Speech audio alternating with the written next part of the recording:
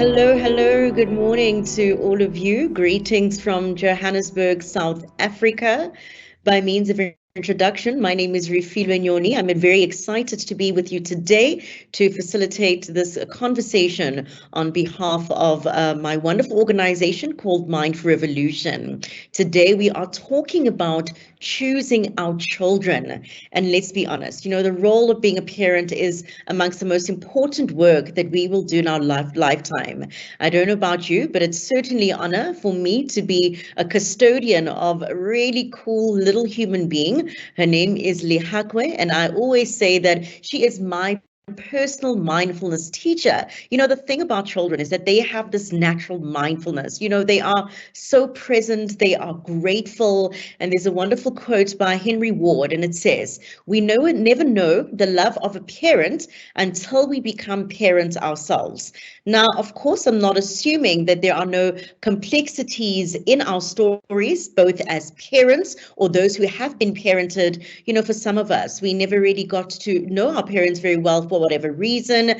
Maybe we felt a sense of rejection, of abandonment by them, not being treated well. There are some of us who have really gone through some painful childhood memories and have some painful stories that we now have to work with.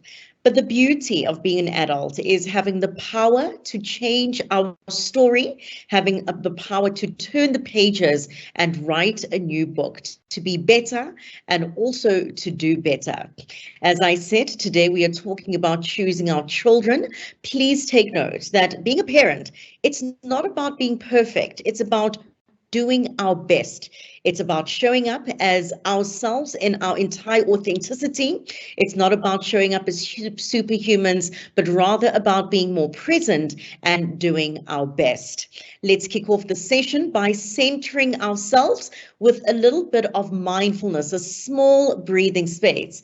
I like to say that mindfulness is the difference between being somewhere and actually arriving. So let's give ourselves the benefit of our own attention. Let us give ourselves the gift of presence as we ground and we settle and we bring ourselves to the present moment. Okay, and so as I guide you through this process, I invite you to assume the mindful position, placing your feet side by side, relaxing your hands in your lap, and then gently closing your eyes. Relaxing your shoulders, relaxing your jaw, and softening into your thoughts.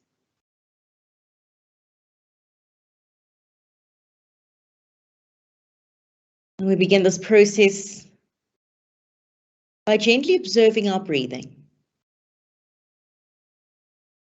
getting a gauge of where your breath is at. Does it feel shallow? Does it feel deep? Is it flowing freely, or does it feel somewhat constricted? Without judgment, just gentle observation, watching how you are breathing. And by simply doing this, we can ask ourselves the question, how am I? How are you?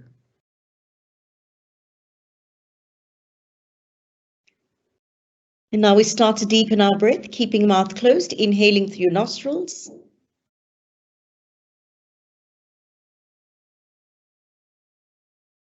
Keeping your mouth closed, exhaling through your mouth.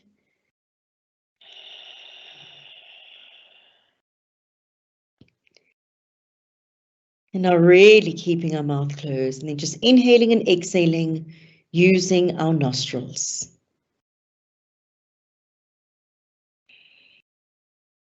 For the next 10 deep breaths, we are using our nostrils as perfect little passageways, as wonderful little straws that sip the air in and out of our body.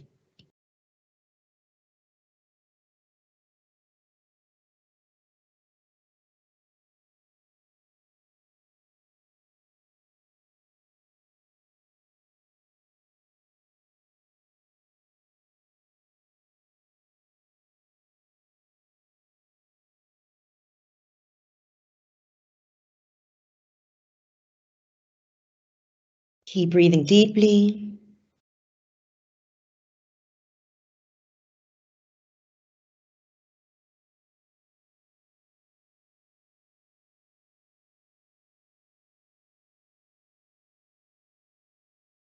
At the end of your next exhale, allowing your breath to settle and breathing in a way that feels normal, natural, unforced.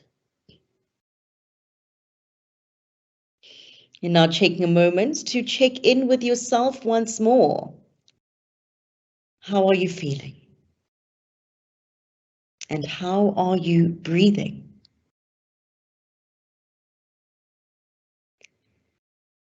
And when you are ready, gently opening your eyes.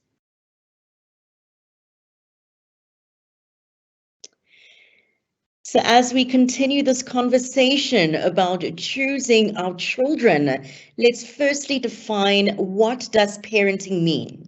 Well, according to Encyclopedia Britannica, they describe parenting as the process of raising children and providing them with protection and care in order to ensure their healthy development into adulthood. Some of the ways that we can do this includes providing emotional warmth to our children, providing stimulation, keeping them engaged, keeping them active, giving them guidance, making sure that as much as possible, we are steering them in the right direction. We also provide teaching them boundaries, teaching them the do's and don'ts of life. Where do we step over and where do we step into ourselves? We teach them how to harness stability, attending to the basic care, and also ensuring our children's safety. Now, according to the Center of Parenting Education, parents have the dual role of providing nurture and also care. In the first instance, that being the nurture role, we take care of our children's basic needs. These are things such as providing food for our children, providing medical care, giving them shelter, giving them an education, clothing, etc., as well as giving them love, attention, understanding, compassion, acceptance, time, and valuable support. As nurturers, we listen to our children, we are patient with them, and we also step into the childish role ourselves as we engage in having fun. So we make time for our children, we show them interest. We show interest in their activities that they choose to engage in. We also encourage them to pursue their passions, their dreams, their goals. Through our words, through our actions, we can communicate with our children and help them to feel that they are loved, that they are seen, and also that they are accepted. In the second instance, and that is the role of structure, the structure role of being a parent, that is the other job that we have. So to provide structure for our children is to give them direction, help them to establish rules, to use appropriate discipline, set limits, establish and follow through with consequences, hold our children accountable for their behavior, teach them values. The structural part of parenting provides the guidance that helps our children to grow, to evolve, and also to mature. I don't know about you, but one of my favorite movies of all time is The Lion King.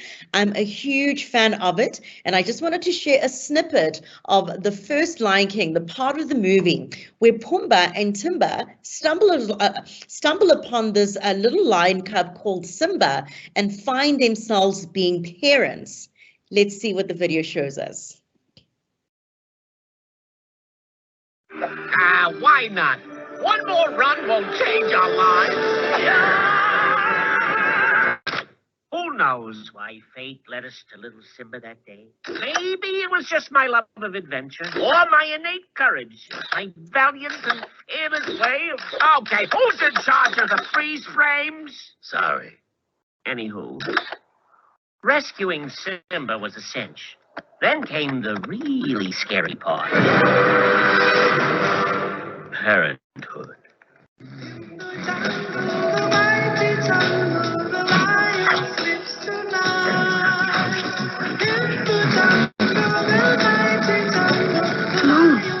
Timon! Oh. I gotta go. Go? Go where? You know, go. There. Oh, go? Why didn't you say so? Come on, let's go. Come on, you gotta go. You gotta go. Young lion, get down from there. Woohoo! All right. Yeah, you guys look like ants down there. I'm counting to 3.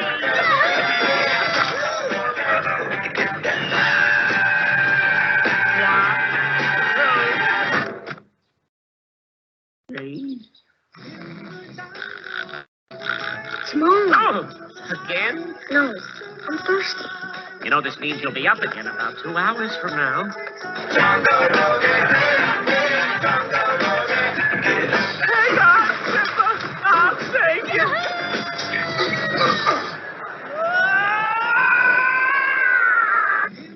Simone?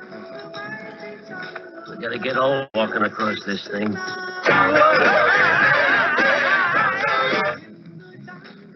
Simone? Huh?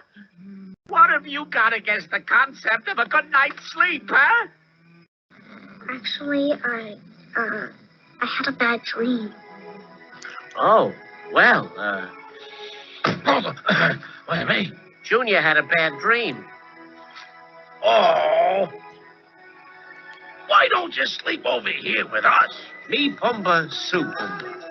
All right. Good night. Sleep tight. Dream of bedbugs tonight.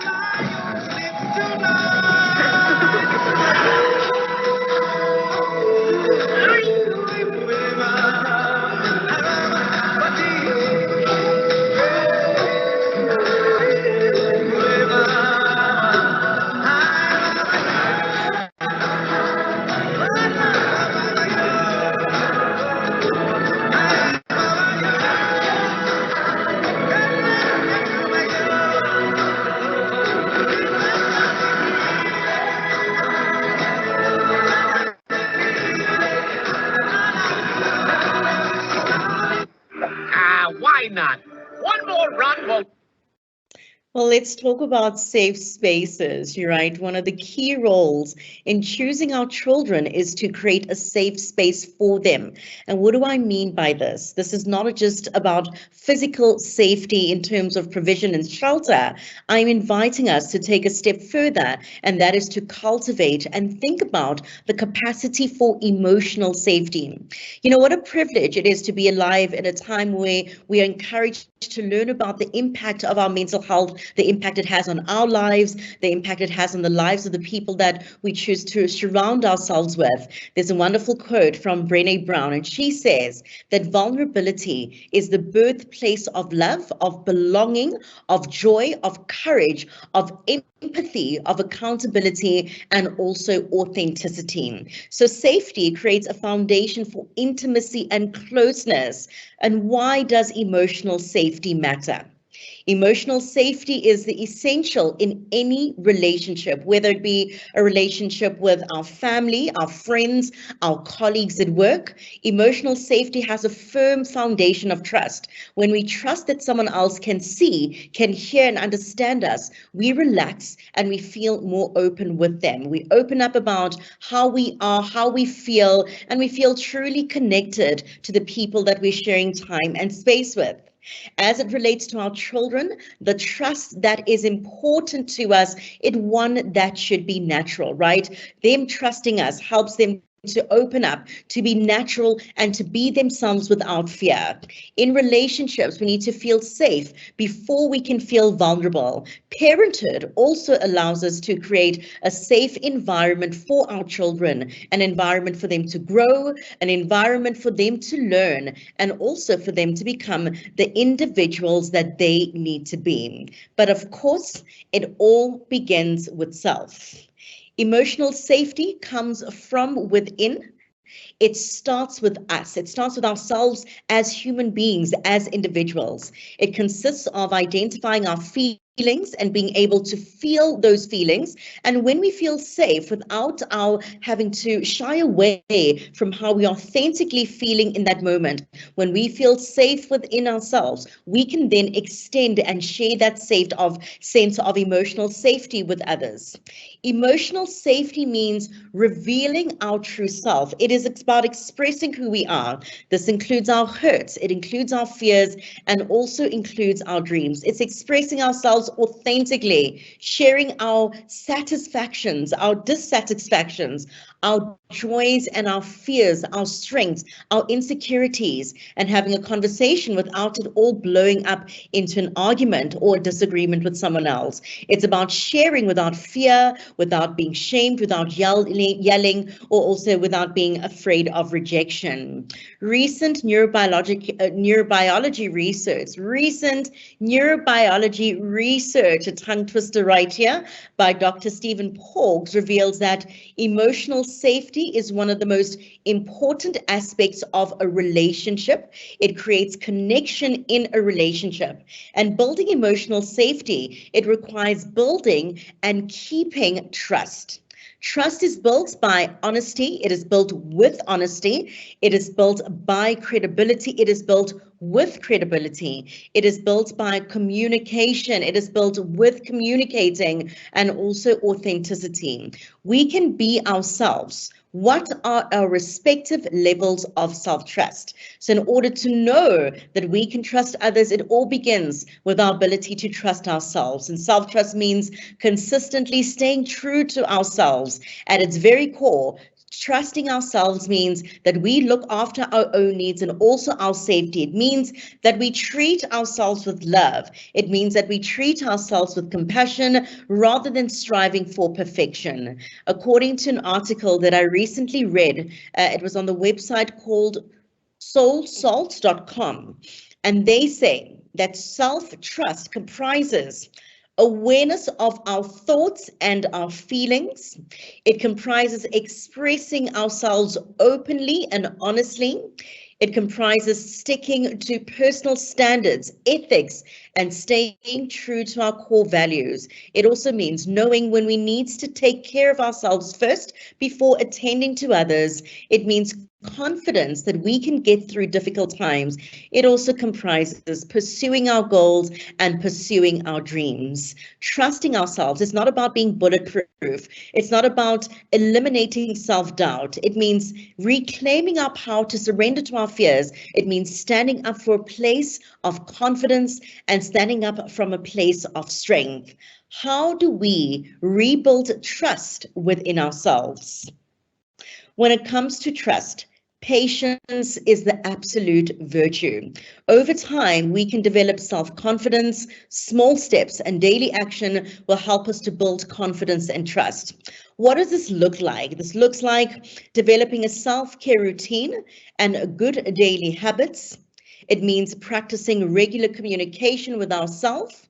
It means journaling. Journaling is a powerful tool that we can use to communicate consistently with ourselves, counteracting our inner critic with self-compassion, reminding ourselves that we are only human and that we are doing our best. It's about being more vulnerable and authentic with people, giving ourselves space to shine, and also allowing our darkness to permeate so that we can find places and spaces to be our authentic selves. It's about making sure that we get support, the support that we need, asking for help when necessary, speaking to a therapist or coach who can help us identify our past conditioning or help us heal from traumas that we have faced in our lives. Now, emotional safety is important. And now that we have learned how to give it to ourselves, we can then extend it to our children. That which we have given to ourselves, we can now share with these little people that we are custodians of. Now, emotional safety means that children feel safe enough to be vulnerable. By building a supportive space, we help them develop compassion. We help them to develop resilience and confidence. And how we do is, firstly, is by listening first and talking second. As carers, as parents, we can often jump into comment on how a certain experience might feel or suggest what children might be feeling. It is crucial that we learn to support them, allow them to explore and communicate with us as much as possible in their own way and also in their own words. More often than not, attentive listening is almost enough. Sometimes our children just want to be heard by us, not necessarily seeking advice, but knowing that we are a safe space for them. Secondly is avoid squashing emotions. What seems small to us might feel really, really, really big to a child. Rather than dismissing their feelings, allowing a child to feel safe, allowing a child to feel their emotions, and then move on once the emotion passes through them. It can be helpful to remind them that they own their feelings, not the other way around. Their feelings do not own them. If we can teach our children to be aware of our feelings, of their feelings rather, without allowing themselves to be overwhelmed by them, they will have safe spaces and safe ways to navigate through this journey called life. Third is to reserve our judgment. When adults engage in negative behavior, children develop negative core beliefs.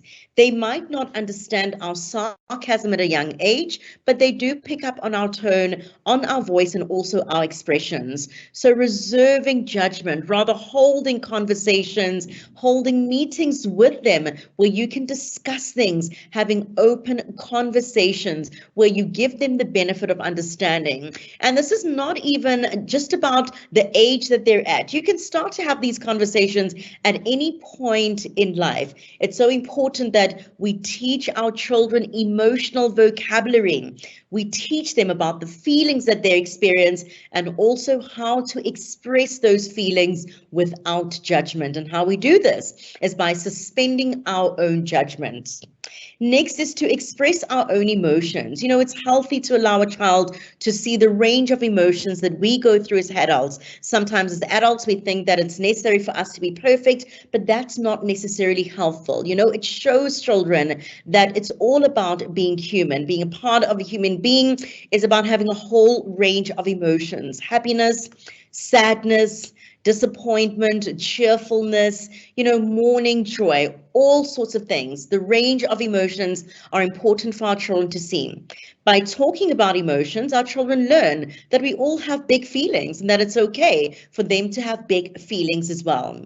Emotionally safe relationships, they're built on trust, they're built on acceptance. And when we can show our children that we accept and love them and that they are doing their best, we help them to develop a good sense of self-worth, and we give them internal emotional safety, which is so important because, as I said, it all begins with us. Now, I really, really love this quote by Jesse Jackson. The quote says that your children need your presence more than your presence. So this is about being and paying attention to them rather than the gifts, the stuff that we give them. Another key aspect of choosing our children is to give them the gift of presence. Now, by definition, presence is the act of being present, is to be present, it's to be in attendance. To have presence of mind is described as the ability to remain calm, the ability to take quick and sensible action. And how often are we truly present with our children? How often do we really fully engage in a conversation with them? How often do we give them the benefit of our full attention? And this is really where being mindful plays a significant role. Mindfulness is a state of active, of open, of intentional attention on the present moment. Mindfulness is about presence, and presence is an invitation for us to be right here in the moment, nowhere else. We like to say that mindfulness is about being here now. It supports our awareness, and awareness allows us to notice where our attention is, which in turn affords us the choice to choose differently.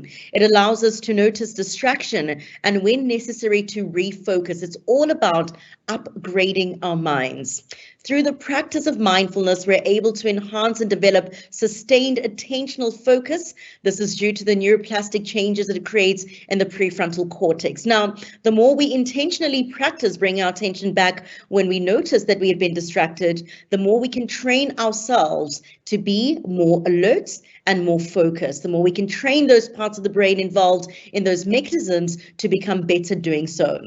Again, it all begins with self, and studies show that just after just 8 weeks of 15 minutes of mindfulness practice a day, the prefrontal cortex, it actually grows, it increases in gray matter, and this is due to intentional and deliberate practice. This means that all the executive functions are enhanced.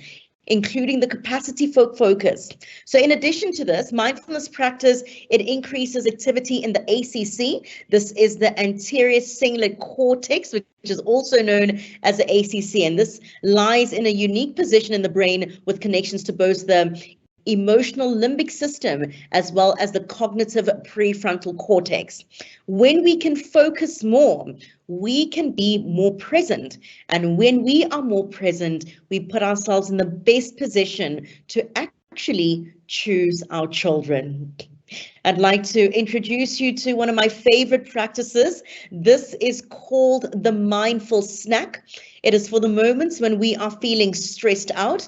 It helps to give us a small mindful break when we are feeling overwhelmed and when we are feeling panicked. It's a practice that helps us to be kind to our minds. Instead of being in a panic, instead of feeling overwhelmed, we can simply reach for a mindful snack. And this is a wonderful way that we can step towards choosing our children. If we can stop, notice, accept, be curious, and act in kindness, we give ourselves the gift of presence.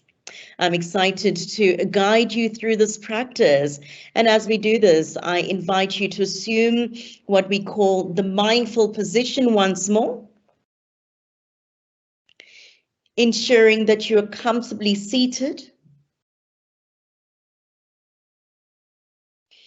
ensuring that your spine is straight and strong,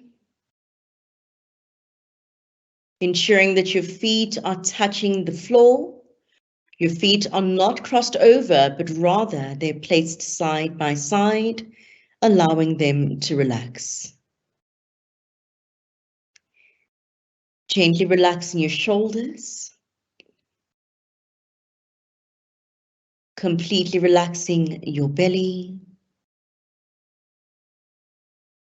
And if your eyes are closed,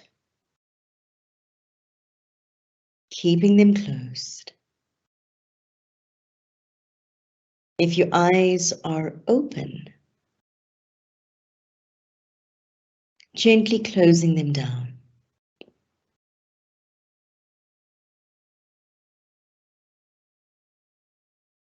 Let's take 3 deep breaths. A deep inhale through your nose.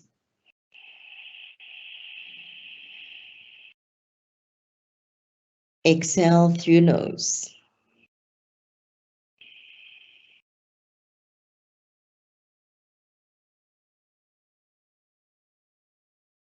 Another deep breath in.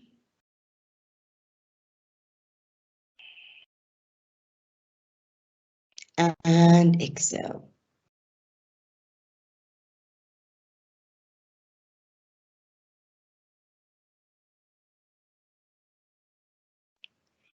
One last deep breath in.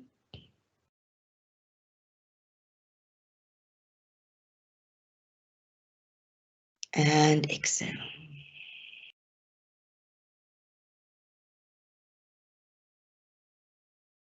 And now let's reach for our mindful snack. The first step towards doing this is what we have already done. We have stopped. We have created a pause. And in pausing, we give ourselves some stillness. In stopping, we give ourselves some space.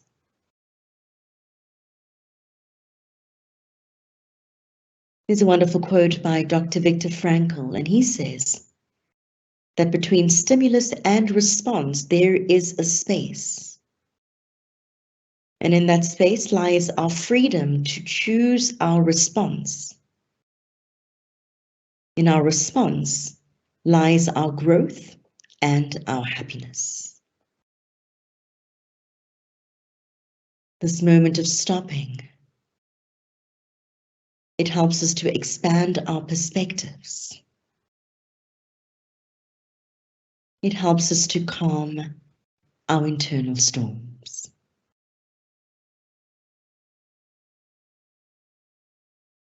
Take a deep inhale.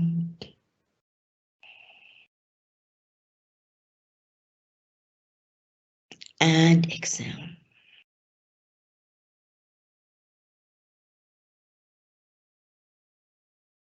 We now move towards the next step in our mindful snack, and that is into notice. Often as parents, it can be very difficult for us to maintain work-life harmony. It can be difficult for us to integrate our home and our work lives. And so just by stopping and noticing, we can help ourselves to unplug from the pressures of life to be more present for the pleasures of our life. Noticing how you are feeling, allowing emotions to guide your needs. Noticing the various stimuli around you, whether that be sound, whether that be smell.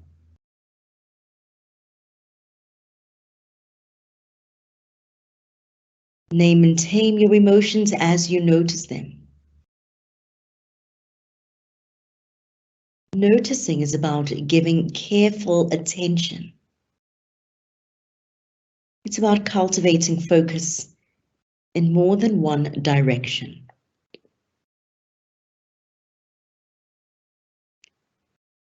Take a deep inhale.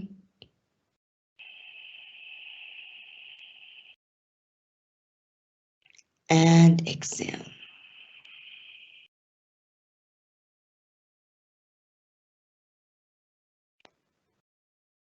We now go to the next step in our mindful snack, and that is to accept.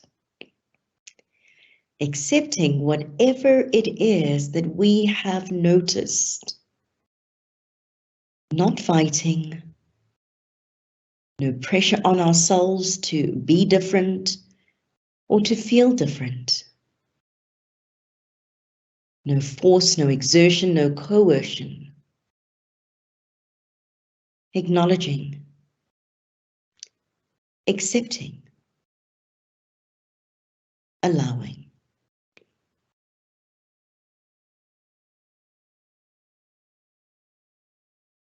Allowing ourselves to be in the space, it gives ourselves a sense of kindness, a sense of compassion. I invite you to place your left hand on your belly, put your right hand on your heart. And silently say to yourself, I completely accept and acknowledge everything that I'm experiencing in this moment. I allow myself to release tension. And I allow myself to be filled and fused with mindfulness. By accepting, I'm choosing to respond rather than to react.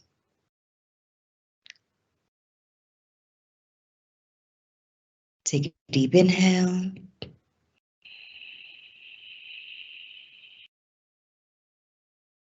And exhale.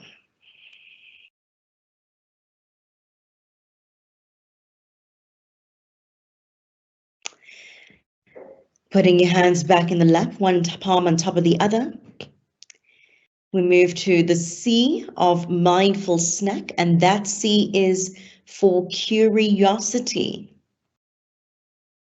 If there's anything we can know about children or learn from children, it's just how deeply curious they are. And curiosity is the opposite of being judgmental. Being curious about everything that you are experiencing within yourself. Instead of judging your emotions, being curious. What awareness are they bringing to you? Being curious about your thoughts, watching where it is that you're investing your mental energy. And perhaps even asking yourself, what is my return on investment for where I'm investing all this mental energy that is being consumed? Being curious is almost symbolic of holding our own hand and walking us through places that don't necessarily feel comfortable. Once we're able to give this to ourselves, we can then share it with our children. Take a deep inhale.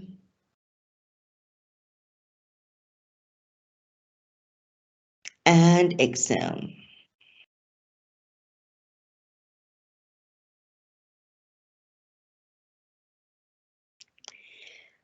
The final spot in our mindful snack is activating kindness. The K is for kindness. Kindness comes from self-compassion. Kindness is about being gentle with who we are and with how we are. By igniting a sense of kindness with ourselves, we're then able to extend and share that with others. Being kind to ourselves is also being kind to our minds.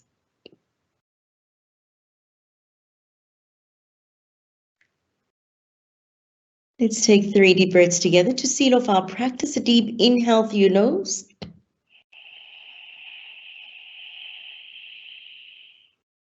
Mouth wide open, exhale.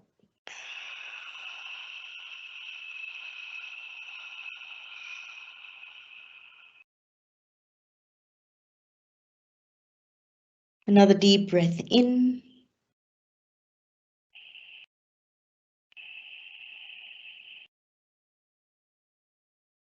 And exhale.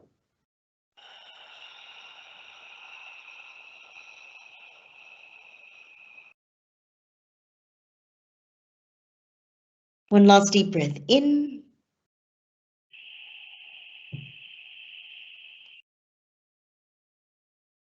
And as you exhale, gently opening your eyes.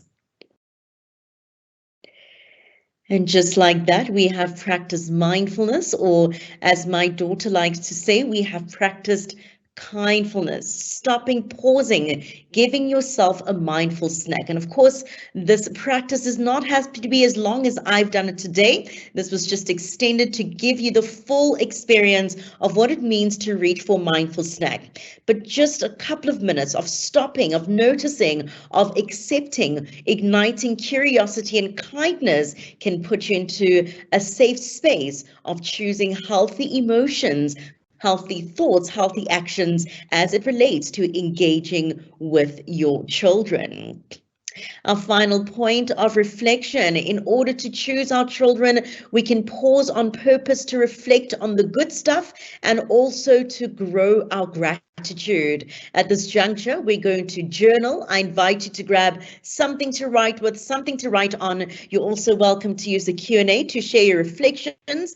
The best thing about having a live session is that you can share your reflections anonymously if you would like to do so. Now, for the next couple of minutes, we are going to journal on a few points. Firstly, we're going to honor the strengths of our children. So honoring the strengths, reflect on 3 great strengths and jot down specific examples of actions, of behaviors, or accomplishments that demonstrate what you have recognized as your child's strengths. I'm going to put 2 minutes on the clock, and we're gently, quickly going to reflect. Honor the strengths of our children. What are 3 great strengths that you notice and that you can acknowledge in your children? 2 minutes on the clock to reflect.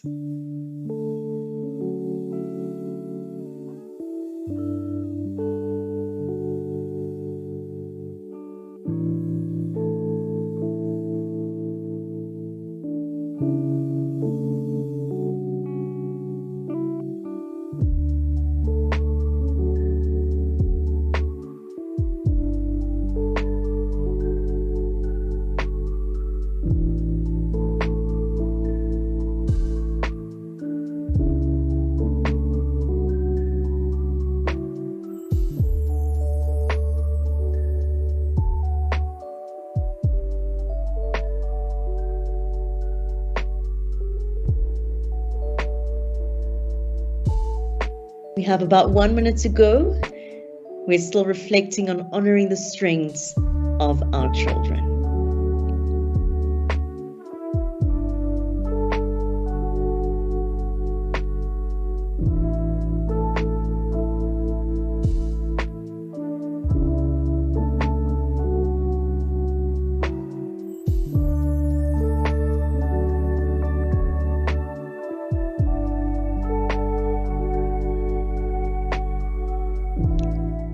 All right, let's move to our next reflection point, and that is to find gratitude.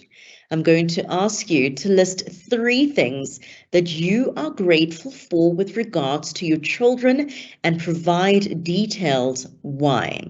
What are 3 things that you're grateful for with regards to your children? Maybe they keep you company, maybe they're humorous. What are 3 things that you are grateful for as it relates to your children? And also remember to provide the why to that. So expound your answers. 2 minutes on the clock to reflect on that.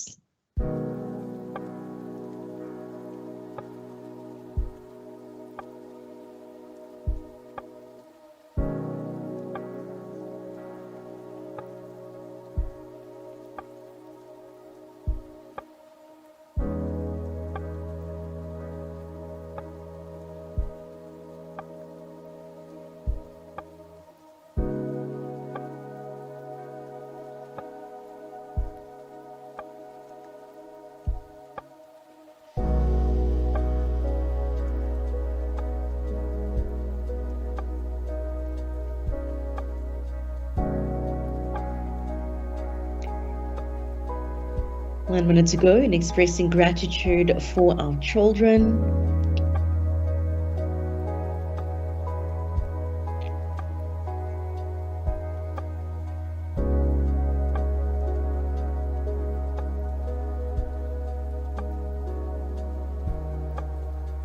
And I'm so grateful to Anonymous who shared their reflections.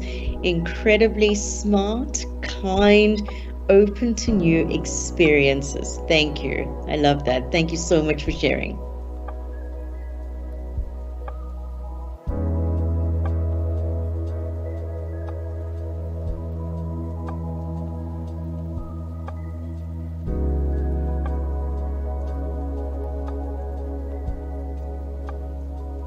All right, our next point of reflection is to acknowledge their unique qualities.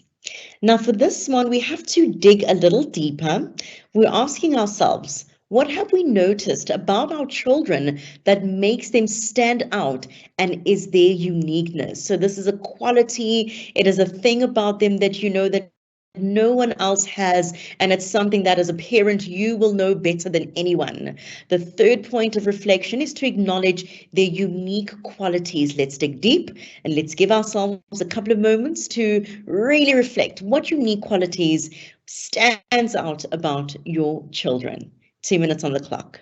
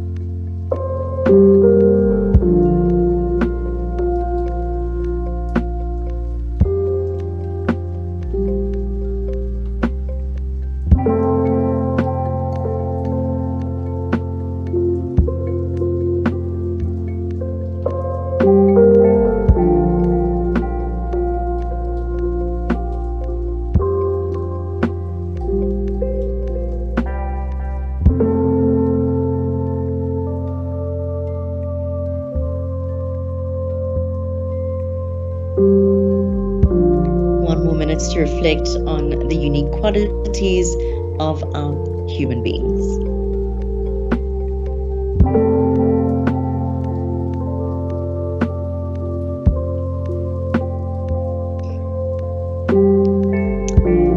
Thank you so much to Anonymous once more, sharing your reflections. She makes us laugh. She opened our minds to a whole new world, that world being parenting. Super grateful that she is healthy. Love it. Thank you so much.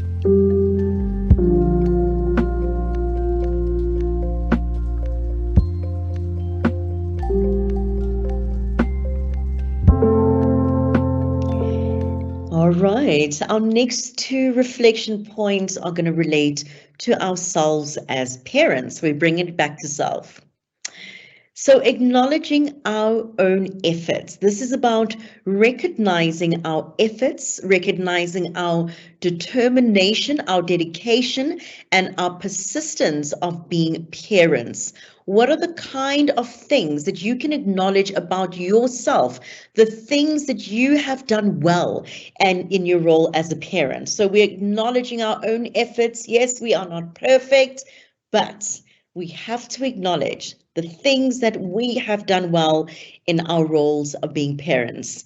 2 minutes to reflect and acknowledge our efforts.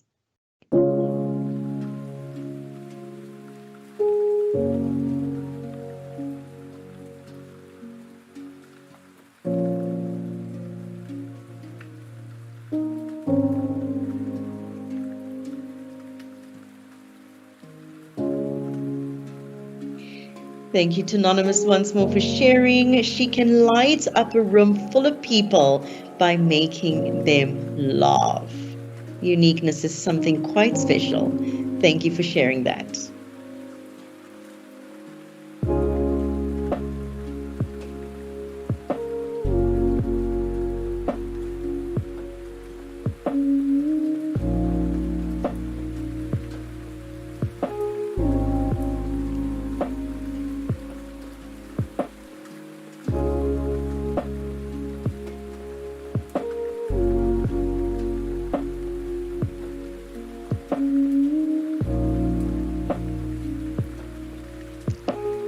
One more minute to reflect on our amazing efforts as parents, the things that we have done well.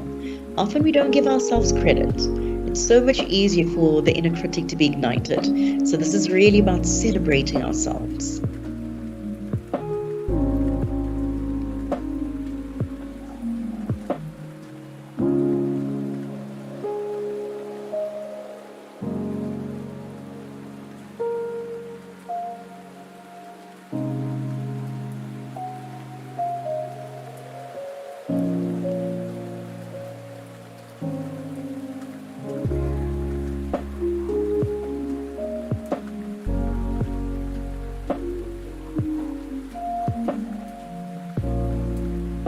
All right, our final point of reflection, and that is about the commitments that we can make going forward.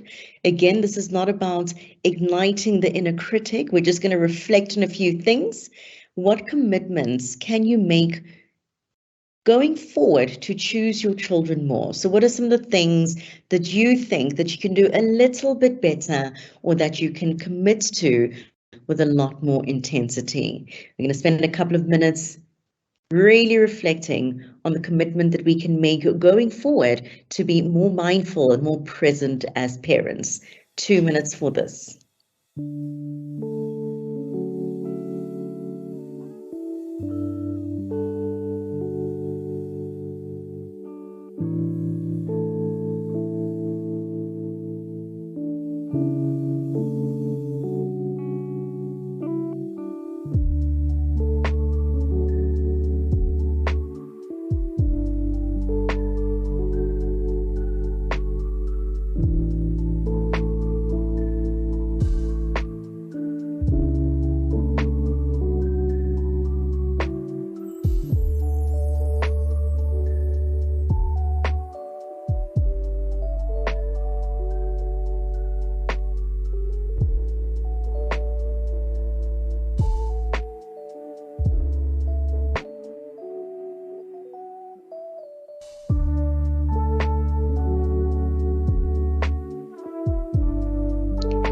We have about a minute to go.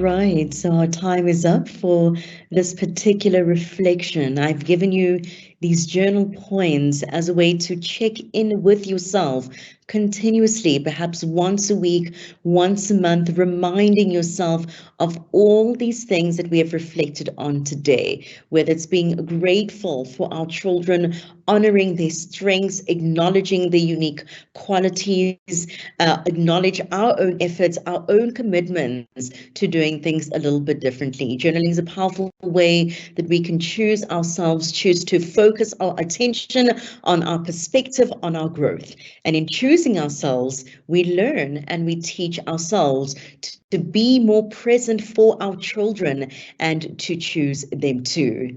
There's a powerful video that I found on this topic that I would like to share with you before we close off the session today. Here it is.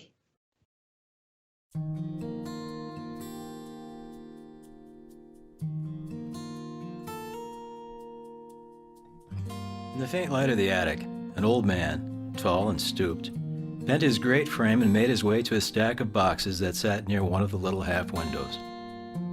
Brushing aside a wisp of cobwebs, he tilted the top box toward the light and began to carefully lift out one old photograph album after another. Eyes once bright but now dim, searched longingly for the source that had drawn him here. It began with a fond recollection of the love of his life, long gone, and somewhere in these albums was a photo of her he hoped to rediscover. Silent as a mouse, he patiently opened the long-buried treasures and soon was lost in a sea of memories. Although his world had not stopped spinning when his wife left it, the past was more alive in his heart than his present aloneness.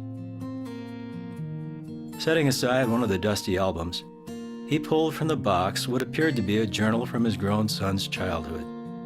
He could not recall ever having seen it before, or that his son had ever kept a journal. Why did Elizabeth always save the children's old junk? He wondered, shaking his white head. Opening the yellowed pages, he glanced over his short reading and his lips curved in an unconscious smile. Even his eyes brightened as he read the words that spoke clear and sweet to his soul. It was the voice of the little boy who had grown up far too fast in this very house, and whose voice had grown fainter and fainter over the years. In the utter silence of the attic, the words of a guileless 6-year-old worked their magic and carried the old man back to a time almost totally forgotten. Entry after entry stirred a sentimental hunger in his heart, like the longing a gardener feels in the winter for the fragrance of spring flowers. But it was accompanied by the painful memory that his son's simple recollections of those days were very different from his own. But how different? Reminded that he had kept a daily journal of his own business activities over the years, he closed his son's journal and turned to leave, having forgotten the cherished photo that originally triggered his search. Hunched over to keep from bumping his head on the rafters, the old man stepped to the wooden stairway and made his descent, then headed down a carpeted stairway that led to the den. Opening a glass cabinet door, he reached in and pulled out an old business journal. Turning, he sat down at his desk and placed the two journals beside each other. His was leather-bound and engraved neatly with his name in gold, while his son's was tattered and the name Jimmy had been nearly scuffed from its surface. He ran a long, skinny finger over the letters, as though he could restore what had been worn away with time and use. As he opened his journal, the old man's eyes fell upon an inscription that stood out because it was so brief in comparison to other days. In his own neat handwriting were these words: "Wasted the whole day fishing with Jimmy. Didn't catch a thing." With a deep sigh and a shaking hand, he took Jimmy's journal and found the boy's entry for the same day, June 4. Large, scrawling letters pressed deeply into the paper read, Went fishing with my dad. Best day of my life.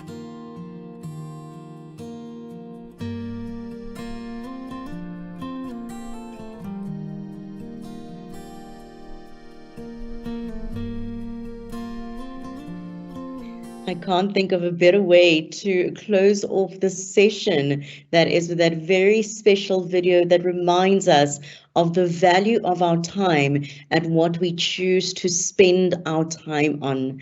You know, so many things are important, but equally important is how we show up as parents and choose our children. I love this, the reflection that Anonymous shared with us, saying that I allow myself to go to the past when I was also once little. I listen to the way I wanted to be listened to, and I respond by talking slowly and being clear.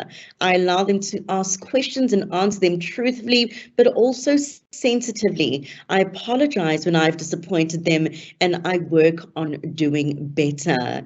And in order to be able to all of those things, the one thing that we do need is time. And that's why I love this quote that says, in family relationships, love is actually spelled Time.